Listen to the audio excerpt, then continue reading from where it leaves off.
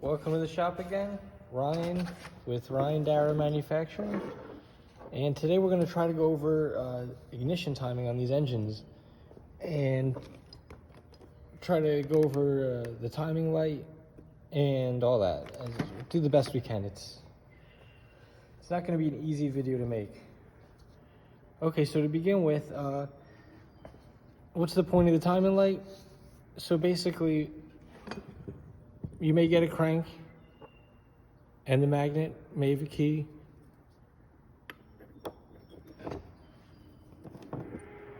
And sure, you can put it all together like that with the keyway and you may have a good running engine. That may be enough for you, but in my opinion, that's not the point of this hobby. The point of this hobby is to tune and optimize so you can make small adjustments to the ignition timing. There's various ways to do it. The one way, if you're using one of these, this is a clone ignition, a KTM50 clone. And here's a Selectra one with the slotted holes.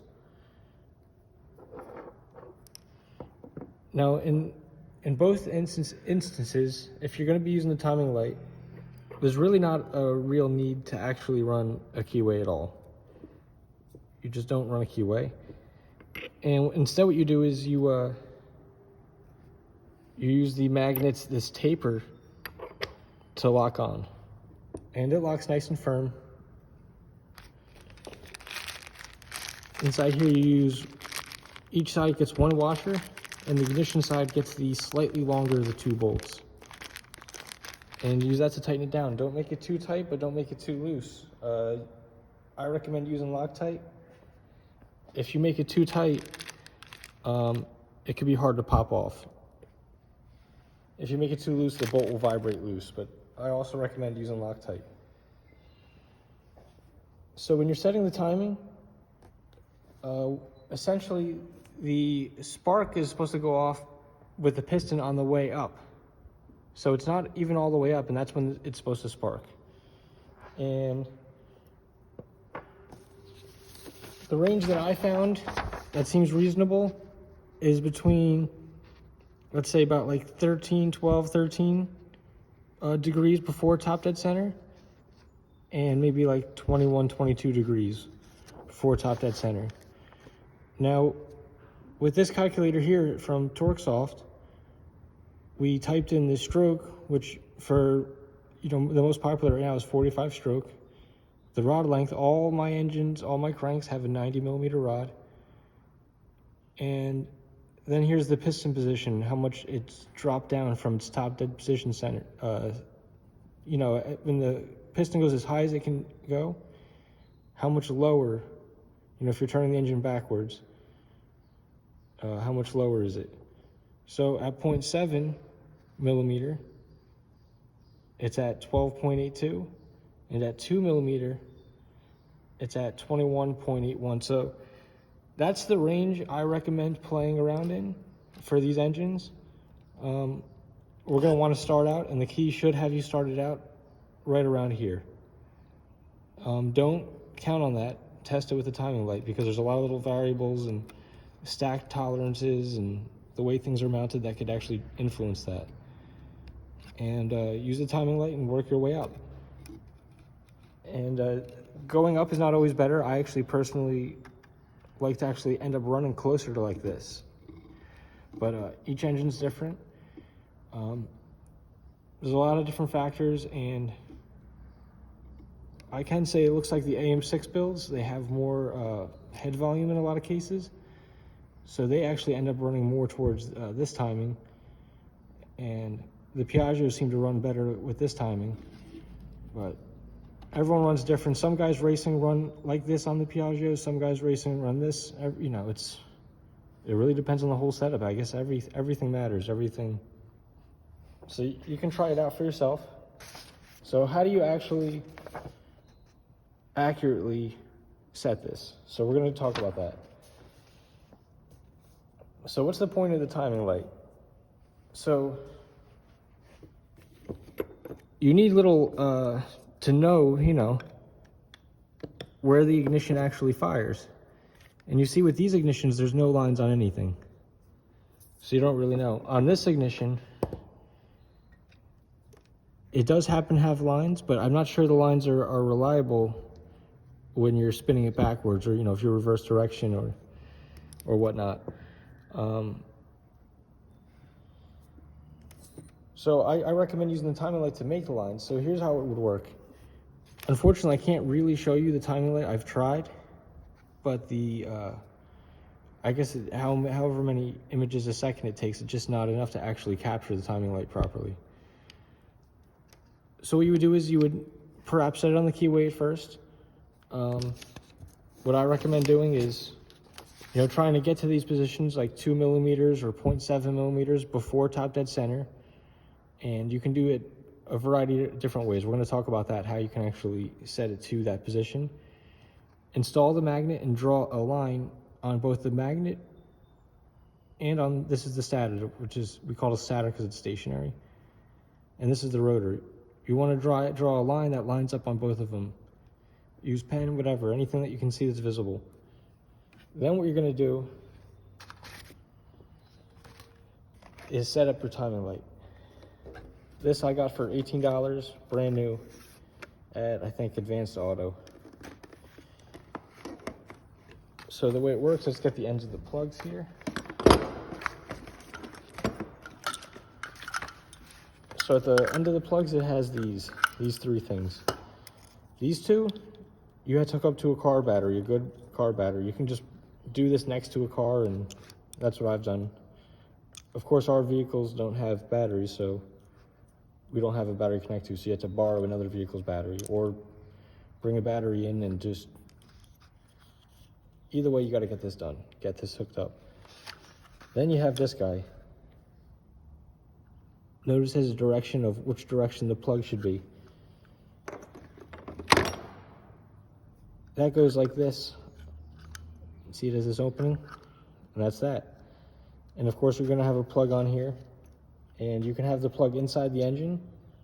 I like to have the plug unscrewed from the engine and just, laying across the side of the head. So it still sparks, but with the low compression, it's very easy to turn the engine over very quickly. And then what I actually do is, with the bolt installed, I will put a drill with a socket, and I'll use a drill to spin the engine. And with the, with the back wheel up in the air and no spark plug in, it spins over nice and easy. And then what's going to happen if the room's dark enough and all that's hooked up, you're going to press the button on this thing, and then this light bulb on the end here is going to start flashing like a strobe light. And it just so happens that it's going to flash in a way where all you'll be able to see is a picture when the spark plug is going off. And what that's going to do is, if everything goes to plan and you did everything right, all you'll see are these lines perfectly lined up. And if that is the case, then your timing is what you thought it is.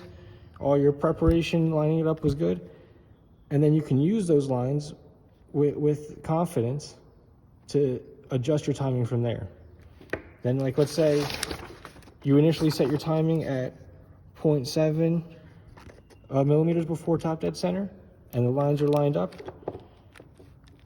Then what you can do is then go move it to 2 millimeters before top dead center, remove the magnet and reinstall the magnet with then the lines lining up, and then now your new timing is 21 degrees instead of 13, essentially.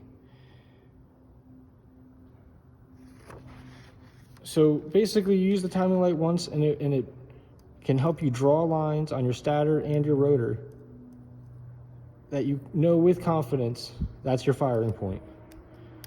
And then from there you can make changes.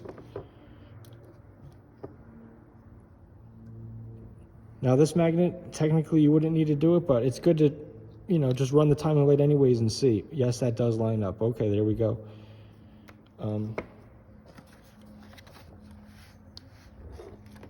Now this is just critical and required for this arrangement, these pole start arrangements, because when you switch from a gear drive, this is a primary drive, a gear primary drive, what everyone's accustomed to a chain primary drive, the engine direction must reverse. That's no problem with a two-stroke, but you need to set the timing with the timing light. The keyway is no longer relevant in that case. All right, so here's how we went over this. Now we're going to talk about how do you get to that 0.7 millimeters or 2 millimeters or anything in between there before top dead center. Here's something I found. Something like this. This would screw into the head, and you would spin the engine back and forth until this touches, and you would loosen this until this just barely touches when the engine turns over. You know, when the piston goes all the way up and all the way down, you want it to just barely touch that. And then what you would do is maybe you would measure from here to the engine and turn it, and then measure again and see, okay, that's your piston drop. But that could be difficult to measure. Another way is, let's say you get this and you determine this is a 3/8/16 bolt. That means it's 16 teeth per inch, and then you could divide 1 inch by 16, and then that'll tell you that basically for every 1 turn of this bolt, you're moving about 1.6 millimeters or 1.5 and change millimeter. So you can do that calculation, do the conversions. Another way is you can even just pop the head off an engine and bring the piston all the way to the top and measure that to the top deck gasket surface, then turn the engine, and as the piston goes down, you somehow measure that 0.7 or 0.2 millimeter with calipers, any means you need to, and that's how you set your timing. I've also used, you may have seen in previous videos, I've used dial indicators in the head. That's another way to test it. But in any case, it's good to, with these engines, to play with the timing. And to do that, it works on any ignition. It works on even the original China ignitions. You're going to want to use a timing light. I'm sure there's a lot I missed, but ask any questions in the comments, and I'll try to get to them. Maybe I'll make another video, and maybe I'll use the GoPro or something and get the refresh rate or the frames per second up, so you can actually get a video of one working. I know the phone, I tried, I couldn't get it to capture it. So we'll get there.